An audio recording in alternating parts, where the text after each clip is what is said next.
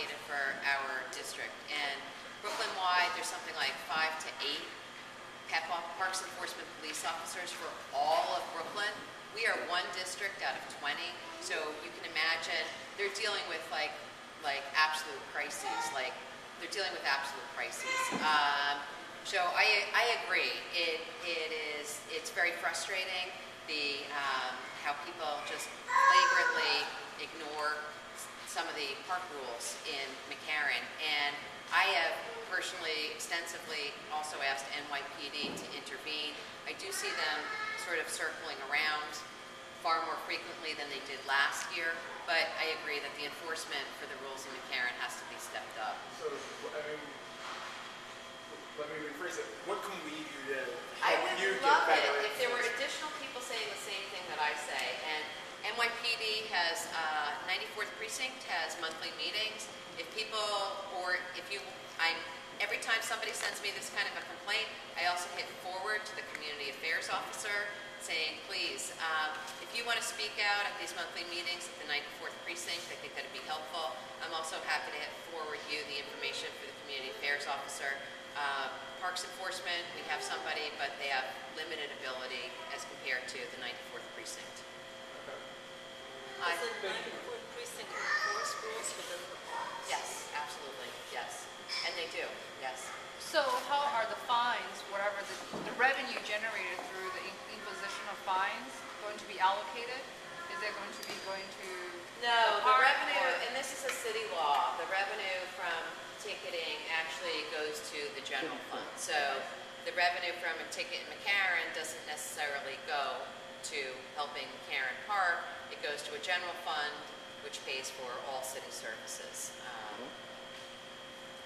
You had a question? Well, as of yesterday, there was a group of homeless drunks sleeping right at the entrance to the playground. You may or may not have seen the pictures. And like at 4 o'clock, 6 cop cars flew over to the soccer field, glanced at the homeless people, and left quietly because there was no commotion in the soccer field and nothing was going to happen. And they were not removed. And it's horrible because there's feces all over our playground constantly. Yeah, I know. I work in McCarran.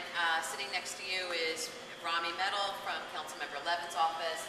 He and I have worked together to try to do what we can about not just homeless, but the drug abuse problem in McCarran, and people are living there. We've been, Rami actually pulled in Common Ground. We've done tours with Parks Enforcement Police, NYPD, and Common Ground. Common Ground is a nonprofit that helps transition people from homeless into homes. And they've actually been successful. They've told me that they've transitioned about 20 people from our park into permanent housing.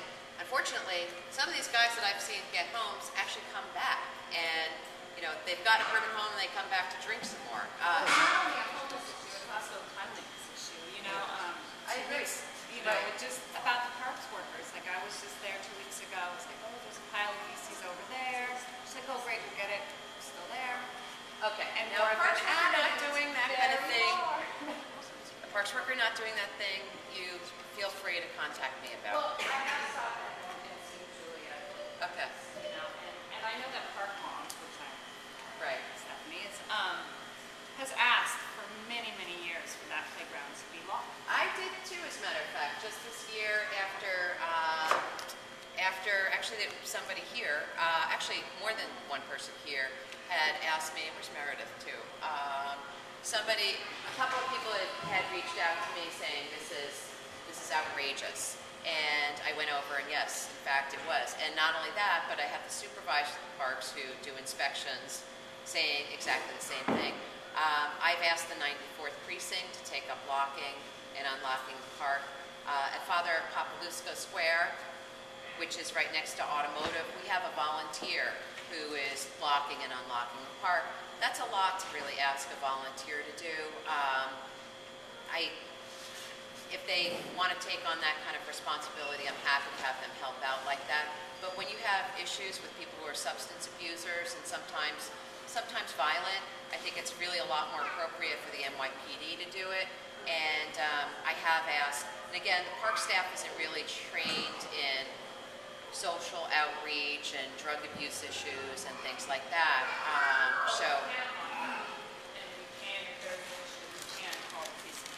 yeah, absolutely. I would love it if a couple of moms wanted to get together on a rotating basis, and that's exactly what she's done. She's a Pop Lusco volunteer.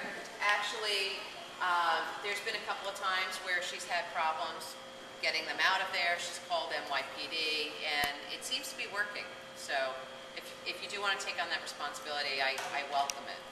These are all really good issues that have been raised. I mean, I understand that Tony Rosa has left to a Correct. different district Right. about a month ago, which means that you've been operating without a operational parks manager.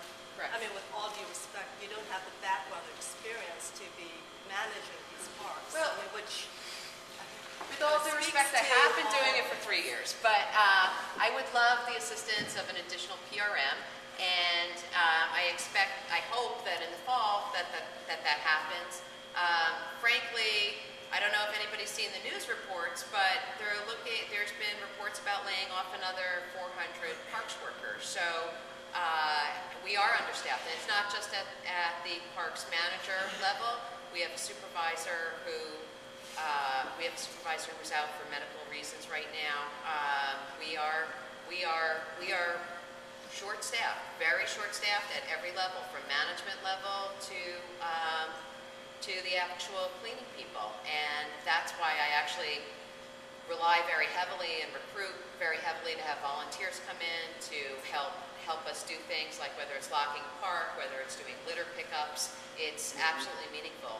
If we want the standards in our parks to be raised, we have to step up and either help raise funds to do that or pitch in to make it happen. And that's why OSA was created, to basically raise funds, help community groups get this, improve our parks. We want to get to the working session, so let's just have one more question before we Meredith. change. It's sort of a twofold question, but it's pretty simple. What is the schedule that the PEP officer that we do have for North Brooklyn Parks keep right now? And do you have latitude to alter that schedule to encompass more evenings and weekends when we so desperately need them around?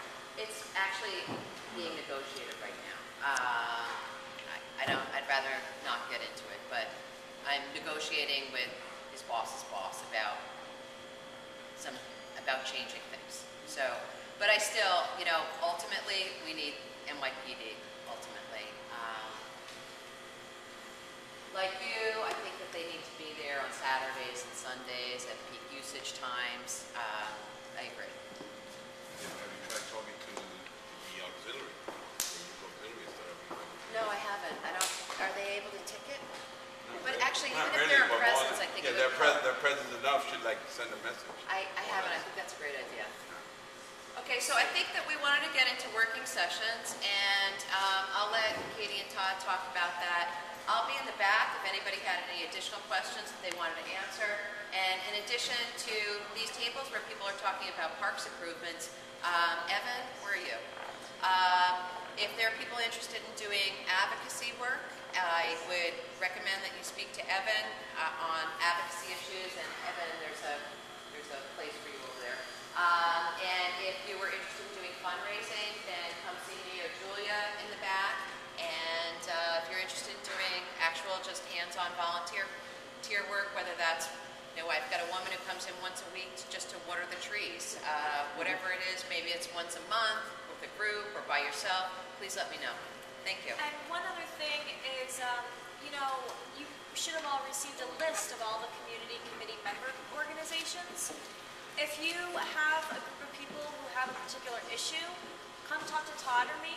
If you want to join the committee, or if you want to start your own Friends of such and such park organization, then feel free to come talk to us. Feel free to, if an idea comes up or an issue comes up tonight that draws a lot of attention or a group of people, start your organization or come talk to us.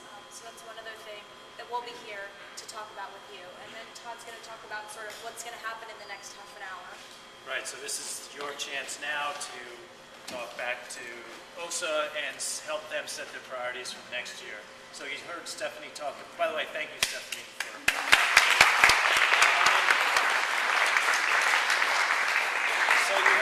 Stephanie talk about things that they've done over the past year that were high priority.